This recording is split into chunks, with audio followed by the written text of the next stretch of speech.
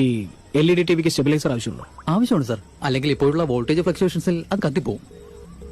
ആളിയാ, നീ മുമ്പ് LED TV കമ്പനിയിലായിരുന്നില്ലേ? ആ ടിവിക്ക് സ്റ്റെബിലൈസർ വേണോടാ? സ്റ്റെബിലൈസർ അല്ലെങ്കിൽ ആ ടിവി കത്തിപ്പോകുന്നു. ഇനി പറ, ഈ ടിവിക്ക് സ്റ്റെബിലൈസർ ആവശ്യമുണ്ടോ? ആവശ്യമില്ല സാർ. ആവശ്യമില്ലാത്തത് ഇത്രയും പേരെ പറ്റിച്ച് വിറ്റിരിക്കുന്നു. എന്തിനാ സാർ? മന്ത്ലി ടാർഗറ്റ് ഉണ്ട് സാർ, അതാണ്. ഞാൻ ടാർഗറ്റ് എന്ന് പറഞ്ഞ് വല്ലവന്റെ അടുത്ത് എടുത്തോണ്ട് വരുന്നത്. നീ ടാർഗറ്റ് എന്ന് പറഞ്ഞ് എന്റെ അടുത്ത് കൊണ്ടുപോകും. ഇത് എവിടെ ചെന്ന് അവസാനിക്കൂടാ? അമ്മേ, ഞാൻ അവനോടല്ല അമ്മേ, എന്നോട് എന്നെ സംസാരിച്ചോണ്ടിരിക്കുക. ഇവനും എന്നെ പോലെ തന്നെ അമ്മേ. നീയോ എന്നെ പോലെ തന്നെയല്ലേ?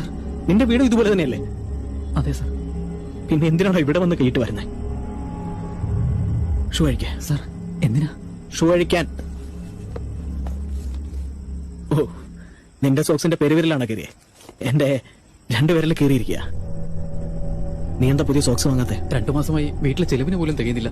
2 മാസമായിട്ട് സോക്സ് വാങ്ങാൻ കാശില്ല. കഴിഞ്ഞില്ല സാർ. നീ വേറെന്തൊക്കെ വാങ്ങി? സാർ, ഇൻസ്റ്റാൾമെന്റിൽ ഒരു TV വാങ്ങിച്ചു, പിന്നെ EMI ഒരു ഫ്രിഡ്ജും.